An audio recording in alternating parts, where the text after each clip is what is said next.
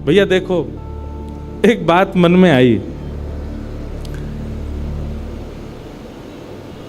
व्यक्ति को ठाकुर जी से मिलाने वाले बिचौलिया कौन होते हैं? गुरु जी। गुरु वही जो हरि सो मिलावे। आपको ठाकुर जी का परिचय कौन कराता है? आपको वृंदावन का परिचय कौन कराता है? आपको श्री जी का परिचय कौन कराता है? ब्रज के संत जन, ब्रज के रसिक जन, ब्रज के कथा वक्ता जन। तो बिचौलिया कौन हुआ? कथा वक्ता। कथा वक्ता बिचौलिया होता है। लेकिन भैया भक्त से भक्त को मिलावे में बिचौलिया ठाकुर जी होते हैं। हम दोनों उनको कौन ने मिलवायो? श्री राधा रमन जी ने मिलवायो। और एक बात सुनिएगा, जहां बिचौलिया ठाकुर जी होंगे ना, वो संबंध कभी नहीं टूट सकता और वो संबंध बहुत पवित्र होता है। इसलिए हम तो संसार में सबसे कहते हैं, अपनी हर कथा में कहते हैं, पत्नी वो श्रेष्ठ मत मानिएगा जो देखने में बहुत सुंदर लगती है। पत्नी उसको श्रेष्ठ मत मानिएगा जो भोजन बहुत अच्छा बनाती है। पत्नी उसको श्रेष्ठ मत मानिएगा जो बहुत पढ़ी लिखी है। पत्नी वो श्रेष्ठ नहीं है जो समाज परिवार सबको संभाल ले। पत्नी वो श्रेष्ठ जो पति को ठाकुर जी की ओर और बढ़ावे, वो श्रेष्ठ। पति वो श्रेष्ठ जो पत्नी को ठाकुर जी की ओर बढ़ावे। बालक वो श्रेष्ठ नहीं जो दुनिया के सारे ऐश्वर्य को कमा के माता पिता के चरणों में रख दें। बालक वो श्रेष्ठ जो प्रहलाद और ध्रुव की तरह ठाकुर जी को घर में प्रकट कर दे। ऐसे ही बंधुओं, मित्र भी वो श्रेष्ठ नहीं जो रात में पार्टियां करवावे, सुबह पता चली हॉस्पिटलाइज्ड हो। ऐसा काय बात का मित्र? मित्र तो वो श्रेष्ठ जो रात में लेके गया, सुबह वृंदावन में मिले। कहां मिले? वृंदावन में पाए। संबंध वो श्रेष्ठ मानिएगा जिसमें बिचौलिया ठाकुर जी हैं, जिसमें बीच में ठाकुर जी हैं। जहां ठाकुर जी का संबंध नहीं है, जिन संबंधों में, वहां आप बहुत अच्छा नाटक किया कीजिए। भाई देखो, आप कहोगे महाराज जी आपकी बातें प्रैक्टिकल तब कब लगेंगी? संसार में रहने के लिए सबसे संबंध बहुत जरूरी है। जरूरी है, पर मैं एक बात कथा में कहता हूं, मानव को नाटक करना बहुत अच्छा आता है, पर वो नाटक करता है वृंदावन में, और संसार के सामने क्या वास्तविक रहता है। उल्टे हो जाओ, संसार के सामने खूब बढ़िया नाटक करो। अच्छा, ये गोपनीय बात है, हमारे बी पराग जी खूब संसार में रहते हैं, इनके मित्र बुरा नहीं मान जाएं, पर ये उन सब के सामने नाटक करते हैं, वास्तविक तो ये वृंदावन में ही होते हैं सब। अब भाई समाज के लोग हैं, सब करते हैं, नाचते हैं, गाते हैं, ऊधम मचाते हैं, पर वहाँ तो ये इनका वास्तव में नाटक ही होता। आज ये वास्तविक में ये रियल बी पराग जी हैं। जो कॉन्सर्ट में आप देखते हो वो नाटक वाले हैं। ऐसे ही भैया संसार के प्रति बहुत अच्छा नाटक करो, लेकिन अपनी श्री जी के सामने, राधा रमन लाल जी के सामने, ठाकुर जी के सामने वास्तविक हो जाओ। आप 3 बजे से पहले और 7 बजे के बाद जो करोगे वो नाटक है। वास्तविक में तो आप रियलिटी में अब हो, जब आप कथा में बैठे हो, क्योंकि आप ठाकुर जी के सन्मुख हो। ठाकुर जी का स्मरण चिंतन आपके मति में, आपके मन में, आपके भावों में ठाकुर जी चल रहे हैं। यही वास्तविकता है आपके जीवन की। तो इसलिए भैया संबंधी वो अच्छा जिससे ठाकुर जी प्रिय लगे। संबंधी वो अच्छा, संबंध वो अच्छा, रिलेशनशिप वो अच्छा जिससे वृंदावन प्रिय लगे। संबंध वो अच्छा जिससे ब्रजवासी प्रिय लगे। संबंध वो अच्छा जिससे यमुना जी प्रिय लगे। कुल मिला के बाद जाते ठाकुर जी भा जाएं, वो संबंध अच्छा। उसको कभी मत छोड़ना, उसको कभी मत तोड़ना, सदा रखना। तो हमारो संबंध राधा रमन जी ने करवायो। इसी पद की खोज करते करते हम मिल गए, हमको ये मिल गए, और आज हम दोनों मिले तो इतने सारे लोग मिल गए, पूरा चंडीगढ़ ही मिल गया आज। वृंदावन प्रकट उत्सव की बधाई हो। अरे नेक रूखी सी नहीं, जोर की देव बधाई हो, बधाई हो, बधाई हो। अब 7 दिन रोज बधाई गवेगी। वृंदावन प्रकट हो रहा है महाराज, हमारे चित्त में होना चाहिए। आहा, मन मेरा बन गया सखी रे पावन वृंदावन, राधा नाचे कृष्ण नाचे, नाचे गोपीजन, मन मेरा बन गया सखी रे पावन वृंदावन। ओहो मन मेरा बन गया सखी रे पावन वृंदावन। बोलो वृंदावन बिहारी लाल की। आइए अब कथा में प्रवेश करें और फिर बीच बीच कथा में ही वृंदावन के भाव सुनते रहेंगे। श्रीमद् भागवत जी का महात्मा आज हम सुनेंगे और कल से प्रथम स्कंद से कथा शुरू होगी। रोज हमारे भारत के श्रेष्ठ संत जन यहाँ पधारेंगे, आप सबको उनका दर्शन होगा। पर एक बात हमारी बहुत ध्यान से सुनना, हमने अधिकतर संत महापुरुषों को समय दिया है कथा में आने का, क्योंकि सबको आना जाना ही है 3 बजे का, और जब श्रोता ही आएंगे 4 बजे के बाद तो फिर आप लोग ही वंचित रहोगे उनके दर्शन से। इसलिए हम तो 3 बजे, हम तो 2:30 बजे ही आ जाएंगे, यहाँ पे पीछे बैठे रहेंगे, 3 बजे मंच पे आएंगे। इसलिए आप लोग भी 2:30 बजे तक ही कल से आ जाना, ताकि जो भी संत जन महापुरुष कथा वक्ता जन जो यहाँ आ रहे हैं, बंद है रो भैया बार बार, उन लोगों का आप सबको दर्शन और उनके प्रवचनामृत प्राप्त हो जाएं। इसलिए कल से बिल्कुल समय से आइएगा आप लोग। भागवत जी के महात्म्य में प्रवेश करें। प्रथम श्लोक भागवत जी का सब लोग बड़े भाव से मेरे साथ स्मरण करो। सच्चिदानंद रूपाय विश्वोत्पत्त्यादि हेतवे तापत्रय विनाशाय नमः। तापत्रय विनाशाय श्री कृष्णाय वयं नमः। सच्चिदानंद रूपाय, भगवान कैसे हैं? 3 रूप हैं ठाकुर जी के, सत्य, चैतन्य और आनंद। चाहे आप बिहारी जी का दर्शन करो, गोविंद देव जी का दर्शन करो, गोपीनाथ जी, राधा रमण जी, राधा वल्लभ जी, आपके घर के लड्डू गोपाल जी, श्री प्रियालाल जी, सब 3 रूप में व्यवस्थित हैं। उनका स्वरूप विपरीत हो सकता है, उनका श्रृंगार विपरीत हो सकता है, पर रूप 3 ही हैं, सत्य, चैतन्य और आनंद। ठाकुर जी ही सत्य हैं, इस संसार में और कोई सत्य नहीं है। त्रिकालाबाधित सत्य हैं, वे परम सत्य हैं। हम एक बात कथा में कहा करते हैं, जिस व्यक्ति के सामने झूठ बोलने में आपकी जीव को संकोच होता हो, बहुत ध्यानपूर्वक सुनिएगा, जिस व्यक्ति के सामने झूठ बोलने में आपकी जिह्वा को संकोच होता हो, आप ये विश्वास मान लीजिएगा, या तो वो ठाकुर जी का अंश है या कोई परम भजनानंदी वैष्णव है।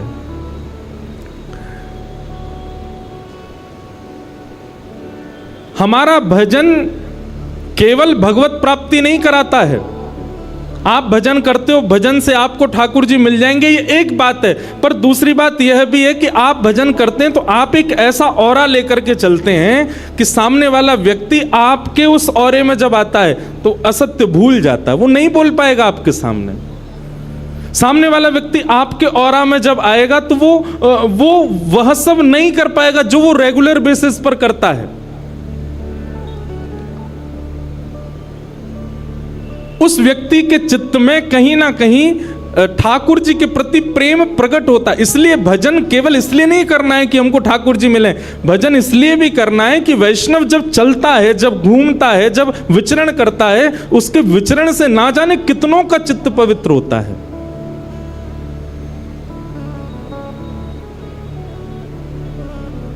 हमारे वृंदावन में परम जिनका आशीष इस कथा को प्राप्त है, परम पूजनीय श्री प्रेमानंद जी महाराज खूब खूब आशीर्वाद देकर के इस कथा के लिए, पहली कथा होगी जिसके लिए उन्होंने खूब आशीर्वाद दिया। वो जब निकलते हैं, लोगों की स्थिति देखो आप, वहां पर कैसी स्थिति हो जाती है। बस नेत्रों से नीर बहते हैं, और वो नीर कष्ट के नहीं होते, वो नीर पीड़ा के नहीं होते, वो अत्यंत आह्लाद के होते हैं, अत्यंत प्रसन्नता के होते हैं।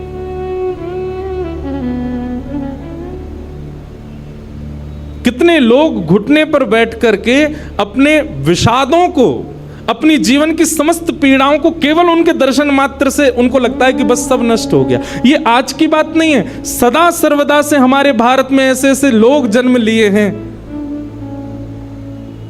इस्कॉन के स्थापक ऐसी भक्ति वेदांत स्वामी श्री प्रभुपाद, अरे महाराज, विदेश की भूमि पर जाकर के उनके दर्शन मात्र से अंग्ल देश के लोग हरे कृष्ण कृष्ण कृष्ण हरे हरे, हरे राम राम राम हरे हरे, महामंत्र का उच्चारण करने, क्या जाने वो कौन कृष्ण, कौन बलराम, कौन यशोदा मैया। बुरा नहीं मानिएगा, दुर्भाग्यवश हम सनातनी लोगों के बच्चे इतना नहीं जानते होंगे, पर भक्ति वेदांत स्वामी श्री प्रभुपाद जी की कृपा से अंग्रेजों के बच्चे, उनको गीता के 700 श्लोक याद है, उनको भगवत गीता कंठस्थ है, उनको ठाकुर जी की पूरी लीलाएं याद है। स्वामी श्री विवेकानंद, किन किन का नाम लें हम, इनकी उपस्थिति मात्र से, इनके आने, रियल इन्फ्लुएंसर इनको कहा जाता है। किनको कहा जाएगा? जो आपकी बुरी आदतों को भी केवल अपनी उपस्थिति मात्र से नष्ट कर दे। अरे बोलना तो बहुत आगे की बात है, प्रवचन करना बहुत आगे, वो खड़े हो जाए सामने, आप कुछ गलत कर नहीं सकते। क्यों? क्योंकि उनके भजन में इतनी सामर्थ्य है, उनके भाव में इतना बल है कि आप उनके सन्मुख कुछ अपशब्द बोले ही नहीं सकते, सोचे नहीं सकते। दुनिया के सामने आप नेत्र बंद करो तो आपके चिंतन में विषय भी आ जाएंगे, आपके चिंतन में सांसारिक वस्तुएं भी आ जाएंगी, पर आप किसी ऐसे वैष्णव के सामने खड़े हो, आप चाह कर के भी विषय का चिंतन नहीं कर सकते, आप चाह कर के भी संसारी भोग विलासों को सोच नहीं सकते। इसलिए भजन केवल इसलिए नहीं करना है कि हमको ठाकुर जी मिलेंगे, भजन इसलिए भी करना है क्योंकि भजन करने से जब आप चलते हैं, फिरते हैं, घूमते हैं, बैठते हैं, उठते हैं, तो आपके भजन के प्रभाव से कितनों पर क्या क्या प्रभाव हो रहा है आप नहीं जानते। भगवान सत्य है, कितना भी बड़ा झूठा व्यक्ति क्यों ना हो, ठाकुर जी के आगे सत्य ही बोलता है, वहां असत्य नहीं बोल सकता।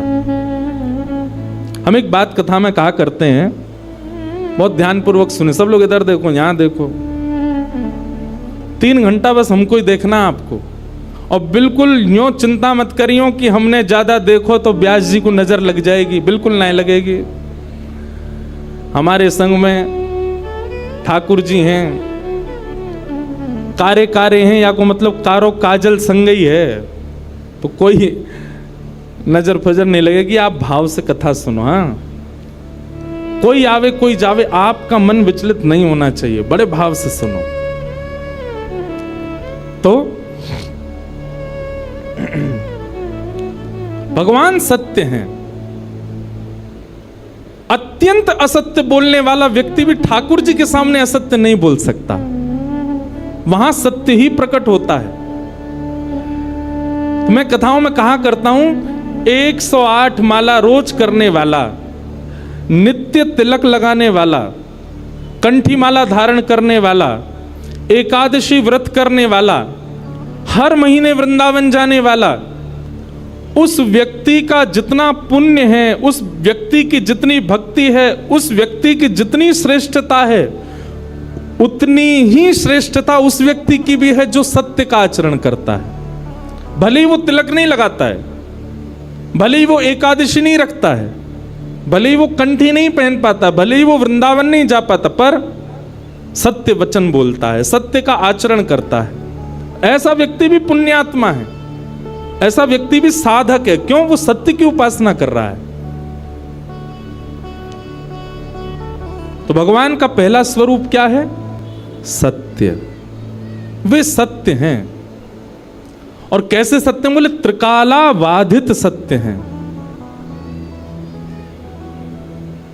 जब हम नहीं थे वृंदावन तब भी था, आज हम हैं, वृंदावन आज भी है। हम नहीं रहेंगे वृंदावन बिहारी लाल, कुंज बिहारी लाल, राधा रमन लाल तब भी रहेंगे।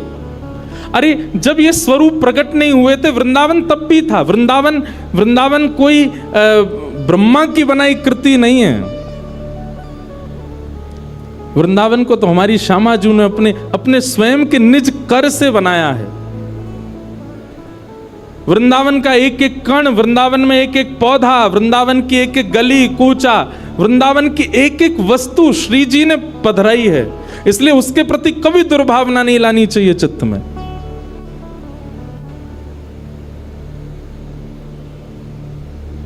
किशोरी जी ने स्पष्ट कर दिया था ठाकुर जी को कि यदि आप हमको अपनी लीला में ले जाना चाहते हो तो 3 वस्तु आपको पृथ्वी पर ले जानी पड़ेंगी। यत्र वृंदावनम नास्ति यत्र नो यमुना नदी यत्र गोवर्धनम नास्ति तत्र नो रमते मनः।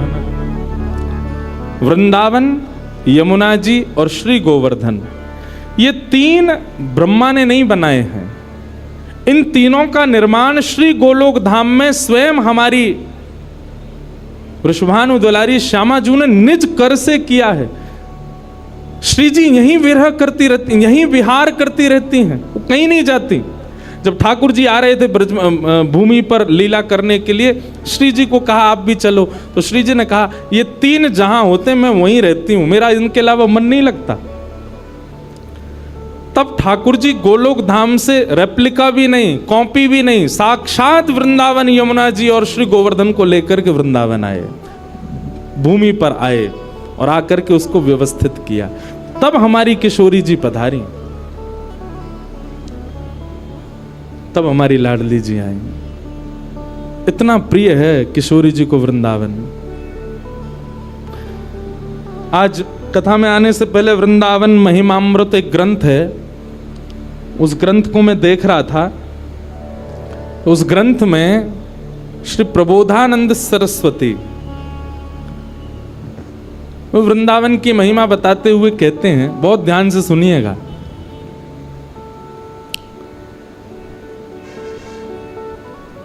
इस दुनिया में सबसे बड़ा आश्चर्य क्या है? इस दुनिया में सबसे बड़ा आश्चर्य है भगवान, सबसे बड़े आश्चर्य। और उन आश्चर्य रूपी भगवान ने दुनिया बनाई तो निश्चित है कि दुनिया भी आश्चर्य रूप से भरपूर है। वो 7 वंडर्स नहीं, 7 आश्चर्य नहीं जो लोग देखने जाते हैं, पर दुनिया में हर वस्तु, मैं भी आश्चर्य हूं, आप भी आश्चर्य हो, हम सब आश्चर्य हैं।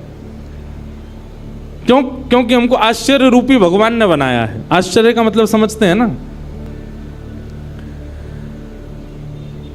आश्चर्य रूपी भगवान ने सृष्टि को बनाया तो निश्चित है कि सृष्टि आश्चर्यजनक है। आश्चर्यजनक भगवान ने आश्चर्यजनक सृष्टि को बनाया, पर ऐसे आश्चर्यजनक भगवान जिनको देख के ब्रह्मा भी आश्चर्यचकित हो जाता है, वह श्री कृष्ण भी वृंदावन को देख करके आश्चर्य में रहते हैं। वह श्री जी भी वृंदावन को देख करके आश्चर्य में रहती हैं। वह सब सखियां भी, बलराम जी भी, ये सब वृंदावन को देख करके आश्चर्य में रहते हैं कि ये कैसा है।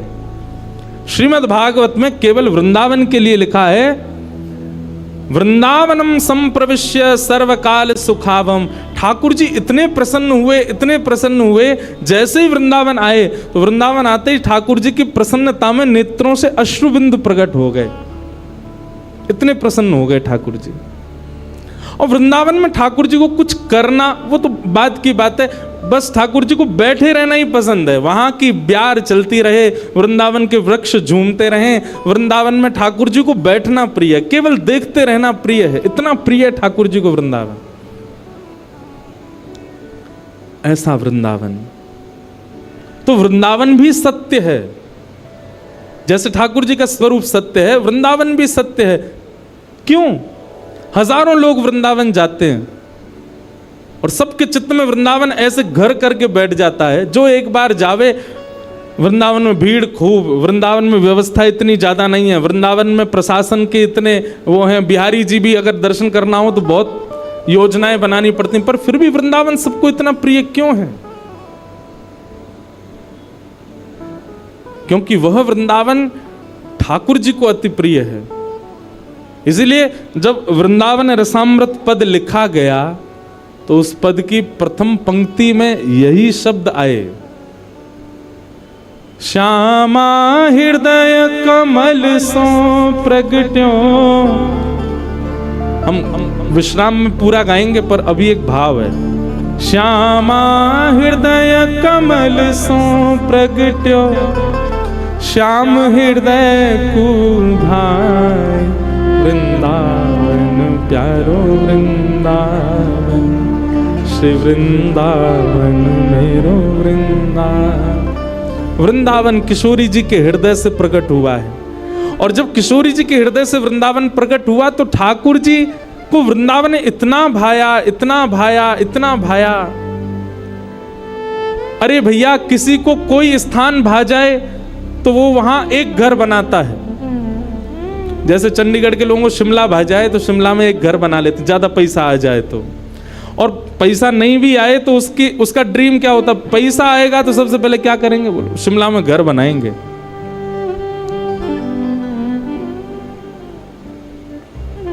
और कौन सी जगह कल जो हम देख रहे थे आपके घर से जो दिखती है, कौन सी जगह है वो है? कसौली, वहां घर बनाएंगे।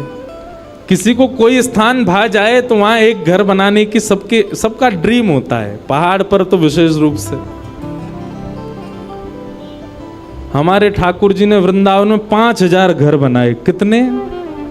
5000 से ज्यादा मंदिर हैं वृंदावन में। वृंदावन का मतलब आप केवल वही मत समझा कीजिए छठीगरा से लेकर के और यमुना जी तक, संपूर्ण 84 कोस जो है ये पूरा वृंदावन ही है। पर जहां बिहारी जी विराज रहे हैं, राधा वल्लभ जी विराज रहे हैं, राधा रमण जी विराज रहे हैं, यमुना जी बह रही हैं, गोपेश्वर महादेव हैं, ये उस 84 कोस वृंदावन का मध्य है, सेंटर है। बाकी वृंदावन तो पूरा 84 कोस का है। संपूर्ण 84 कोस में 5000 से ज्यादा मंदिर है। मंदिर मतलब ठाकुर जी ने घर बनाए हैं। इतना प्रिय है ठाकुर जी को वृंदावन। और जो ठाकुर वृंदावन से चले भी गए, मदन मोहन जी, गोपीनाथ जी, गोविंद देव जी, वो जहां जाके विराजे वृंदावन वहां प्रकट कर लिया। आप कभी जयपुर जाइए, जयपुर में गोविंद देव जी जाइए, आपको ऐसा लगेगा ही नहीं कि आप राजस्थान में हो, ऐसा लगेगा वृंदावन में ही है। मदन मोहन जी बिहरत निस दिन कुंज गलन में, ब्रज जन मन सुख धाम, मदन मोहन को रूप निरख के, सनातन बलि बलि जाए, वृंदावन प्यारो। मदन मोहन जी, सनातन गोस्वामी ने इनको प्रकट किया। मदन मोहन जी भी पहले जयपुर में ही विराजते थे। गोपीनाथ जी, गोविंद देव जी और श्री मदन मोहन जी तीनों जयपुर में ही थे। बहुत ध्यान से सुनिए सब लोग। तो जयपुर के राजा की पुत्री मदन मोहन जी की सेवा करती थी। मदन मोहन जी कोई लाड़ लड़ाती, पूरे दिन उन्हीं को सजाती रहती, उन्हीं का श्रृंगार करती, सेवा करती। राजा स्वयं गोविंद देव जी की सेवा करते और उनकी जो पत्नी थी वो गोपीनाथ जी की, मतलब पूरा परिवार ही तीनों ठाकुर की सेवा करते थे। अलग अलग भवन में, अलग अलग महलों में ठाकुर जी विराजते थे। तो राजा की पुत्री का विवाह हुआ करौली राजस्थान में, जहां मदन मोहन जी अभी विराजते हैं। तो राजा की पुत्री का जब विवाह हुआ तो पुत्री से राजा ने कहा, बिटिया ये बताओ तुम्हारा विवाह है, तुमको हम दहेज में क्या दें? वैसे तो हमने सब दिया, लेकिन फिर भी तुम्हारी कोई इच्छा हो तो मांगो। उसने कहा, पिताजी मुझे सबसे ज्यादा प्रेम श्री मदन मोहन जी से है। आप माता जी और पूरा परिवार गोविंद देव जी, गोपीनाथ जी की सेवा किया करो। मदन मोहन जी को मैं ले जाऊं अपने साथ, अपने ससुराल में इनकी सेवा करूंगी। बड़ी अच्छी कथा है, ध्यान से सुनना। राजा रोने लगा, अपनी पुत्री के चरणों में सर झुका के बोला, मुझे क्षमा कर दे पुत्री, तू जो मांगेगी सो दूंगा, पर ये मेरे हृदय हैं, मैं इनको नहीं दे सकता। मैं वृंदावन से मुगलों से बचा करके इनको लेके आया हूं। वैसे तो ठाकुर जी को बचने की कोई आवश्यकता, ठाकुर जी कृपा करके आए हैं जयपुर में राजा के ऊपर, पर इनको देख करके मेरे प्राण बचते हैं। तू जो मांगेगी सो दे दूंगा। पर मदन मोहन जी बोले, पिताजी गोविंद देव जी, गोपीनाथ जी हैं ना आपके पास में, मदन एक ठाकुर जी मुझको दे दो। यहां राजा की जिद हो गई, नहीं दूंगा, पुत्री की जिद हो गई कि मुझे तो चाहिए, नहीं तो मैं विदाई नहीं होंगी। राजा की पत्नी ने भी कहा, अब इतनी कह रही है तो आप दे दीजिए ना, हमारे पास 2 ठाकुर हैं, इनकी सेवा हम करेंगे विस्तार से। और वैसे भी मदन मोहन जी की पूरी सेवा बचपन से उसने ही की है। तो राजा ने एक प्रस्ताव रखा, बोले अच्छा पुत्री एक काम करते हैं। बोले क्या? मैं तेरी आंख पे पट्टी बांधूंगा और आंख पे पट्टी बांध करके मदन मोहन जी जैसे 7 स्वरूप तेरे सामने खड़ा करूंगा, जिनमें से 6 स्वरूप जो होंगे वो मैं बनवाऊंगा और 1 स्वरूप वास्तविक मदन मोहन जी होंगे। आंख पे पट्टी बांध करके तुझे स्पर्श करके अगर तूने असली मदन मोहन जी को पहचान लिया तो मैं ये मान जाऊंगा कि तू नहीं, ठाकुर जी तेरे संग जाना चाहते हैं। ठाकुर जी की इच्छा पता चल जाएगी। तो राजकुमारी बोली, ठीक है आप ये प्रयोजन कीजिए। राजा ने महाराज कारीगरों को बुलवाया और मदन मोहन जी के डिट्टो कॉपी 6 स्वरूप बनवाए और 6 स्वरूप बनवा करके मदन मोहन जी सहित 7 स्वरूपों को खड़ा किया। पुत्री के आंख पर पट्टी बांध दी, एक जैसा इत्र, एक जैसी पोशाक, एक जैसा मुकुट, एक जैसा श्रृंगार, सब कुछ बिल्कुल एक जैसा। और कहा पुत्री अब तू इनमें से जो 7 में से पहचान लेगी, अगर असली तेने पहचान लिए तो मैं तेरे संग भेज दूंगा। उसने हाँ तो बोल दिया, लेकिन वो कांपने लगी, घबराने लगी।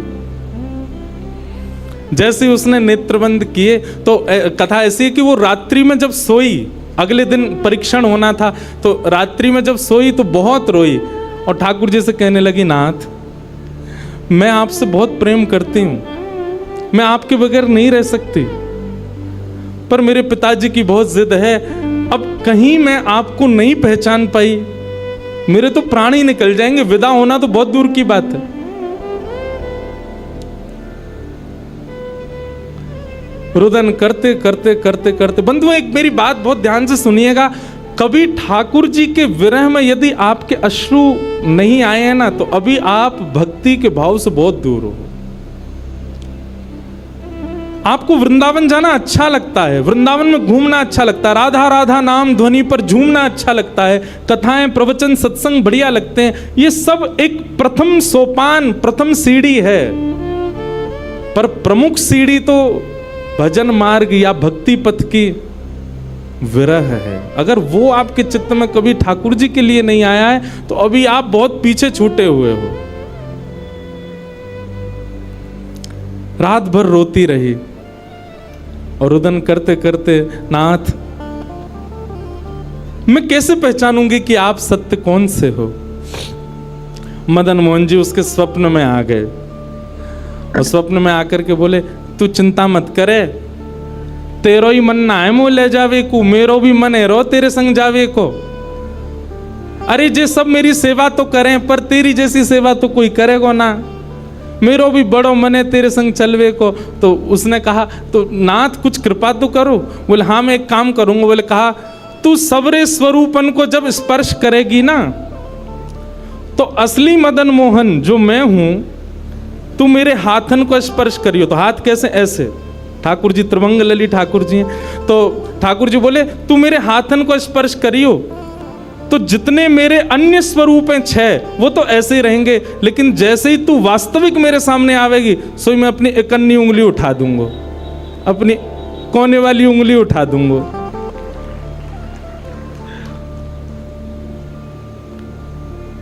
ठाकुर जी कितना प्रेम करते हैं अपने भक्त से। ठाकुर जी बोले मैं अपनी इकन्नी उंगली उठा दूंगा और तू स्पर्श करती करती मेरी जैसी इकन्नी उंगली उठे वाकू पकड़ लियो और तुरंत पिताजी से कह दियो जय रे मदन मोहन जी, मैं चल दूंगा तेरे संग। अब तो दूसरे दिन वो पिताजी के पास गए, पिताजी जल्दी करिए कब चलना है कब। बोले तुझे तो इतना विश्वास है जैसे तू वास्तविक में मदन मोहन जी को ले जाएगी, लेकिन बिटिया तू भी याद रखियो मैंने ऐसे स्वरूप बनवाए कि कोई बता ही नहीं सकता कि असली मदन मोहन कौन से। बोले पिताजी आप सन्मुख पधराओ तो। महाराज भीड़ लग गई देखने वालों की, पूरा राजभवन इकट्ठा हो गया जयपुर का। 7 स्वरूप विराजमान हुए। पुत्री के आंख पर अभी विवाह हुआ, उसका विदाई नहीं हुई है, आंख पर पट्टी बांध करके और कहा जाओ अगर मदन मोहन जी की इच्छा होगी तो तू ढूंढ ले। अब मदन मोहन जी तो पहले ही बता चुके हैं ऐसे मिलूंगा, जैसे मानो टीचर पहले ही एग्जाम पेपर लीक कर दे ये क्वेश्चन आने वाले तैयार कर आना। उसने जाकर के जैसे स्वरूप स्पर्श करने प्रारंभ किए, पहला बोले ये नहीं है, दूसरा स्पर्श किया ये भी नहीं है।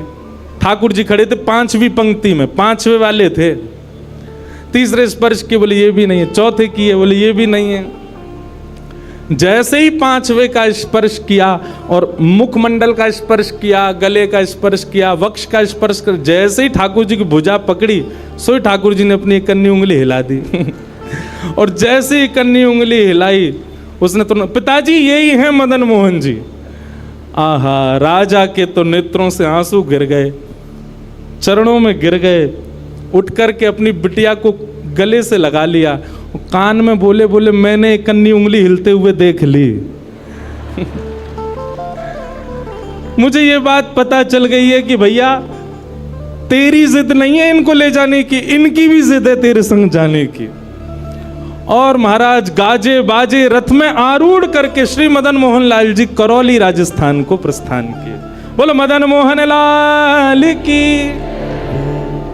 बिहरत निस दिन कुंज गलन में ब्रज जन मन सुख धाम, मदन मोहन को रूप निरख के, मदन मोहन को रूप निरख सनातन बल बल जाए, वृंदावन प्यारो वृंदावन, श्री वृंदावन मेरो।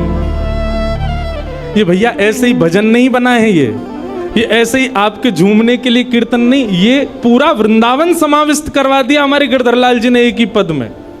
पूरा वृंदावन विराज रहा है। ठाकुर जी जड़ नहीं है। दूसरा स्वरूप क्या है ठाकुर जी का? चैतन्य। कौन है ठाकुर जी? चैतन्य। कई लोग पूछते हैं महाराज जी सेवा का कोई प्रकल्प बताओ, सेवा का कोई भाव बताओ, सेवा कैसे करनी चाहिए, सेवा में क्या होना चाहिए क्या नहीं होना चाहिए। हमारी एक बात सब लोग सुन लीजिए, यहां लगभग सब सेवा वाले ही बैठे हैं। आप ठाकुर जी के प्रति चैतन्य भाव अपने हृदय में प्रगाढ़ कर लो। चैतन्य भाव प्रगाढ़ मतलब ये कोई पाषाण नहीं है, ये कोई प्रतिमा नहीं है, ये कोई धातु नहीं है, साक्षात वृंदावन चंद मेरे घर पर विराज रहे हैं। ये विश्वास आप अपने चित्त में प्रगाढ़ कर लीजिए। बस आपके जिस दिन ये विश्वास प्रगाढ़ हो गया, अपने आप आपको सेवा सीखनी, किसी से पूछनी नहीं, अपने आप करने लग जाओगे। अरे मां को नहीं बताना पड़ता पुत्र की सेवा कैसे होती है, पत्नी को नहीं सिखाना पड़ता पति को कैसे पूछना है। सारे संबंध हम अपने आप सीख लेते हैं। तो ठाकुर जी से जो हमारा प्रेम भाव है उसके लिए हमको पूछना क्यों पड़ता है कि कैसे करें, भोग कैसे लगाएं, सुलाएं कैसे, ये कैसे करें। शास्त्रीय बात पीछे है, पहले आप प्रेम भाव में तो आओ। ठाकुर जी अपने आप सिखा देंगे अपनी सेवा कैसे करनी।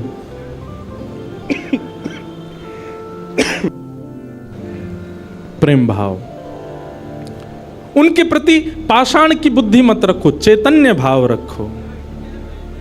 जैसे आपके चित्त में चैतन्य भाव आया कि ये तो चलते फिरते उठते बैठते सब करते हैं, केवल मेरे सामने ऐसे खड़े हो जाते हैं मूर्तिमंत होकर के, मानो ये ठाकुर जी मुझसे कह रहे हैं कि तू अपनो इतनो प्रेम मुँह को प्रदान कर कि मैं चलन लगूं, मैं फिरन लगूं।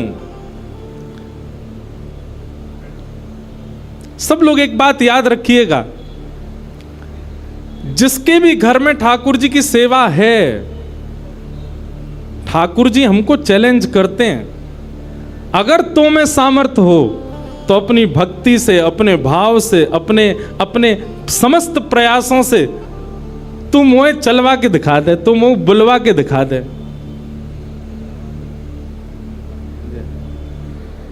बोलो गंगा मैया की जय। वापस प्रस्थान कर जाओ। महाराज जी हरिद्वार को प्रस्थान कर रहे हैं, महाराज जी के श्री चरणों में बार।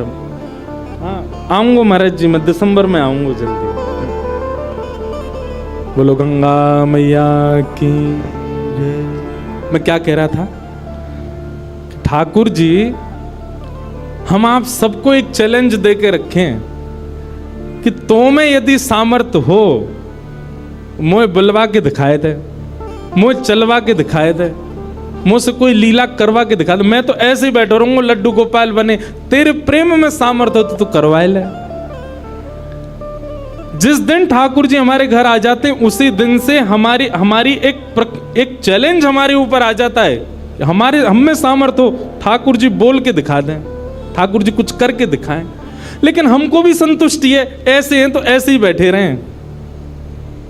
हमको लगता है ऐसे ही रहें, इससे ज्यादा कुछ करें नहीं। इसलिए ठाकुर जी को भी लगता है जब इसके चित्त में ही भाव नहीं है तो मैं और लीला क्यों ही करूं। चैतन्य भाव चित्त में लाओ।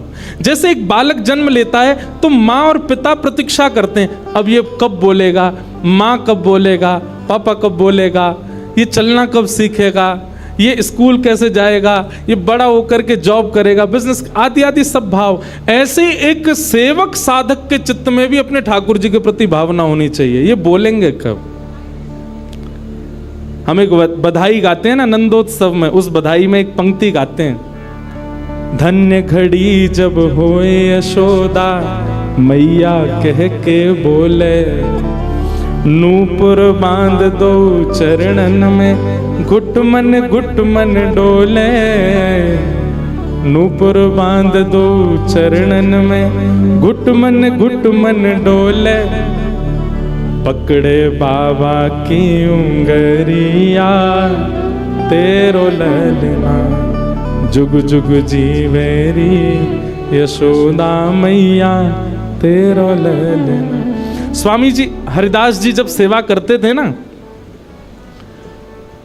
तो ठाकुर जी बिहारी जी ऐसे ही नहीं रहते थे जैसे हमको दिख रहे हैं। स्वामी जी जैसे ही कपाट करते थे सोई बिहारी जी बैठ जाते थे, बंसी सब नीचे करके हाथ सीधे कर लेते। मैं तो हार गयो पूरे दिन खड़े खड़े। स्वामी जी तुम बार बार पर्दा करते रहे करो। इसीलिए बिहारी जी में बार बार पर्दा आता। क्यों? ठाकुर जी उतनी देर बैठ लेते हैं, क्यों? खड़े खड़े थक गए। बहुत भाव है पर्दा के, पर एक भाव यह भी है। तो स्वामी जी को अनुभव होता है तो इसका मतलब क्या है? ठाकुर जी लीला करते हैं पर अब क्यों नहीं कर रहे? हमारे भीतर स्वामी जी जैसा भाव नहीं है। श्री हरिराम व्यास जी के विराज रहे हैं ठाकुर जी बाबा के ठीक पीछे, जुगल किशोर जी। मुंह को तो रूप देख के ही पता चल जाए कौन से ठाकुर जी हैं। जुगल किशोर जी, इनके चरित्र में आता है कि एक बार कोई साधक वंशी दे गया और वंशी दे करके बोला हरिराम व्यास जी जुगल किशोर जी को वंशी पधरा देना, नई सोने की वंशी है। तो आपने श्रृंगार करके जैसे ही वंशी ठाकुर जी के हाथ ऐसे ही रहते हैं तो वंशी पोली उसमें जैसे ही प्रवेश कराई, ठाकुर जी के हाथ का जो छिद्र है वो छोटा पड़ गया। वंशी बड़ी, लेकिन ज्यादा बड़ी नहीं, नेक बड़ी, नेक। तो व्यास जी ने थोड़ा श्रम किया, थोड़ा जोर लगाया कि वंशी कैसे भीतर जाए। तो जैसे ही जोर लगाया ठाकुर जी का हाथ छिल गया और वहां से रक्त निकलने लगा श्री जुगल किशोर जी के। हरिराम व्यास जी ने जैसे ही रक्त देखा मूर्छित होकर गिर पड़े वहीं पर। और जब होश में आए तो अपने पुत्र को सेवा दे दी और कहा मैंने ठाकुर जी को श्रमित कराया है, अब मैं अपने आप को दंड दूंगा। तो क्या दंड दिया? सूर्य उदय से सूर्यास्त तक वृंदावन की परिक्रमा ही लगाते रहते थे। ये दंड दिया उन्होंने खुद को। पहला दिन था दंड का। एक बात सुनिएगा, इन आचार्यों के चरित्र से ना कुछ कुछ सीखा कीजिए। आपकी सेवा में आपसे कोई अपराध बनता है, आपसे कोई गलती हो जाती है, आपसे कोई दोष बन जाता है, तो उसके लिए आप जाकर के पूछते हैं हमसे अपराध हो गया, हम क्या करें? पूछिए मत, स्वयं को अपने आप ही दंड उत्सव मना लीजिए। और दंड उत्सव क्या है? तुरंत वृंदावन जाओ, एक परिक्रमा लगाओ, किसी वैष्णव को प्रसाद पवाओ, ब्रजवासी को कुछ दे करके उनको प्रसन्न करके आओ। यही दंड है वैष्णव अपराध का, भगवत अपराध का। तो श्री हरिराम व्यास जी वृंदावन में भ्रमण करते रहे, परिक्रमा लगाते रहे। परिक्रमा करके रात्रि में जैसे ही लौट करके आए, बहुत सावधानी से सुनो, तो शयन का दर्शन करने जब गए तो शयन के दर्शन में आपने क्या देखा कि जुगल किशोर जी ने स्वर्ण की वंशी धारण कर रखी, वही वंशी जो सुबह वो पधराना चाह रहे थे। उन्होंने अपने पुत्र को बुलाया, पुत्र को बुला के बोले ये वंशी सुबह ठाकुर जी के हाथ में नहीं आ रही थी, अभी कैसे धारण हो गई? बोले पता नहीं पिताजी, आप तो चले गए थे, मैंने वंशी उठा करके धारण कराई, ठाकुर जी ने धारण कर ली। हरिराम व्यास जी ने जैसे ही वंशी निकाल करके देखी तो क्या पाया? ठाकुर जी ने अपना हाथ ही बड़ा कर लिया वंशी धारण करने के लिए, उनके लिए। अब ताली से काम नहीं चले, हमारे ठाकुर जी करते हैं ऐसे? क्यों नहीं करते? और हम संतुष्ट क्यों हो जाते हैं? जैसी सेवा है उससे हमको प्रसन्नता क्यों हो जाती है? नहीं। ये इस बात का प्रमाण है कि कहीं ना कहीं हमारी भक्ति में, हमारे भाव में, हमारे प्रेम में अभी वो स्तर नहीं आया कि ठाकुर जी उसको स्वीकार कर लें। इसलिए भैया, सबसे पहली बात भक्ति में, सेवा में सबसे पहला प्रकार, ठाकुर जी को आप चैतन्य मानो। वो जड़ नहीं है, वो पीतल के नहीं है, वो अष्टधातु के नहीं है, वो मार्बल के नहीं है, वो साक्षात ठाकुर जी हैं, वो साक्षात चैतन्य है। उनके प्रति चैतन्य बुद्धि आपने धारण कर ली, अपने आप ठाकुर जी अपने आप लीलाएं कराना प्रारंभ कर देंगे।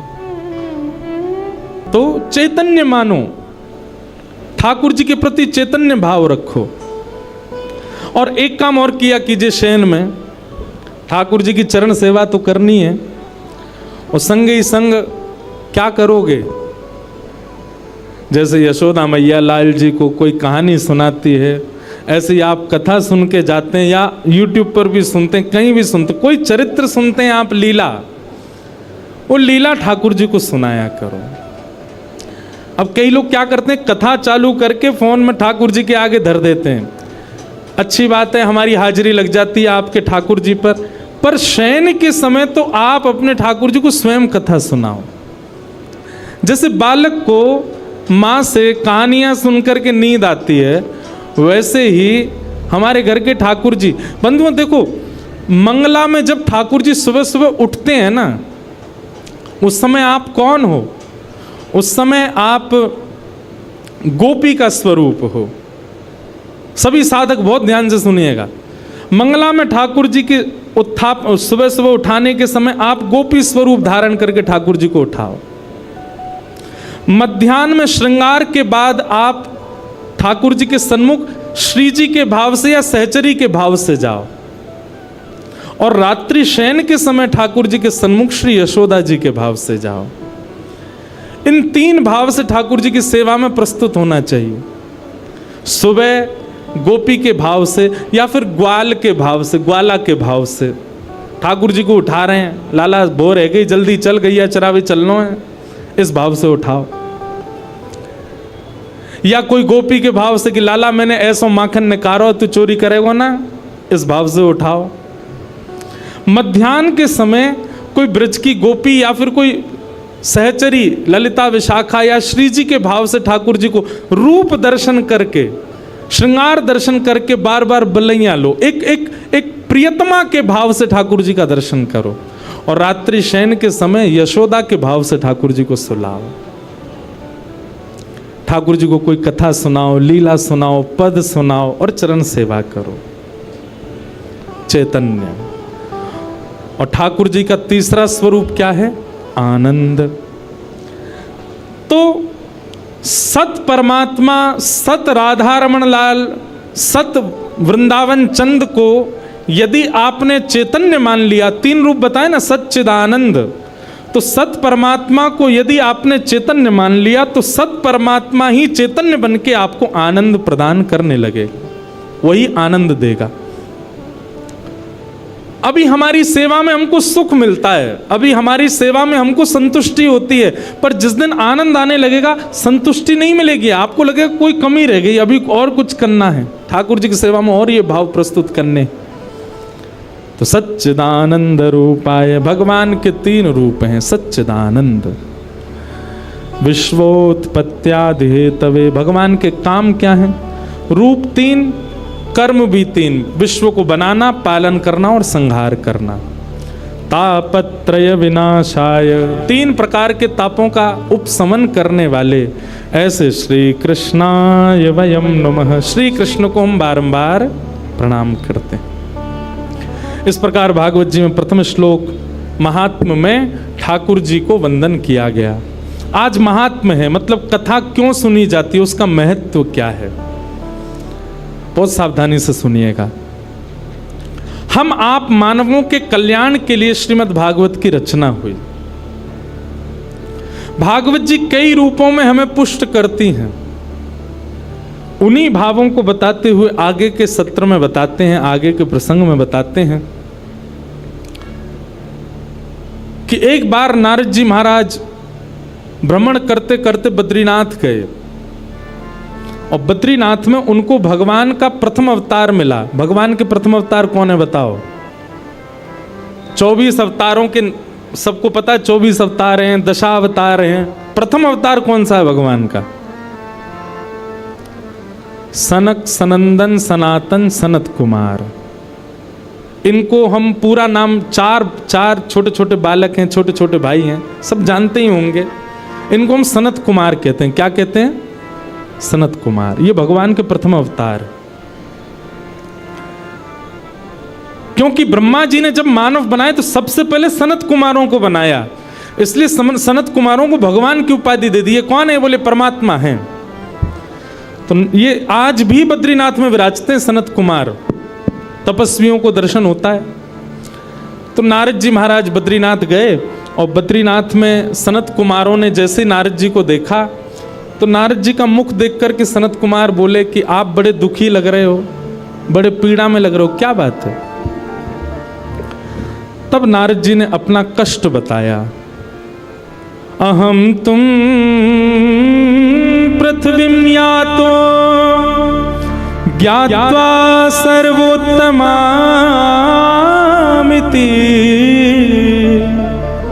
पुष्करं च प्रयागं च काशी गोदावरी तथा। नारद जी महाराज बोले, हे सनत कुमार, मैं देवलोक से पृथ्वी पर आया ये जान करके कि पृथ्वी तो बहुत अच्छी है। बहुत सावधानी से सुनना। जैसे जो लोग विदेश जाते रहते हैं ना, वो विदेश ना जाने वालों के आगे विदेश का ही गुण गाते रहते हैं। अमेरिका ऐसा है, लंदन ऐसा है, ऑस्ट्रेलिया ऐसा है, विदेश का ही यश सुनाते रहते हैं। पर हमने एक चीज अनुभव करके देखी, और भी कोई विदेश जाने वाला हो उसने भी किया होगा, जितना उसका बखान किया जाता है वहां पहुंच करके उसका 0.1% भी नहीं होता, वैसा बिल्कुल भी नहीं होता। लेकिन वृंदावन के लिए उल्टा है। वृंदावन का आप जितना बखान सुनोगे, जितनी महिमा सुनोगे, जितनी प्रशंसा सुनोगे, पहुंच करके उससे 100 गुना ज्यादा है। वृंदावन का विपरीत है।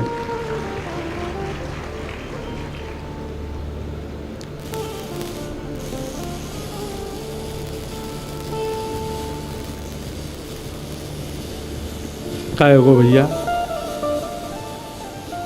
बोलो वृंदावन बिहारी लाल की।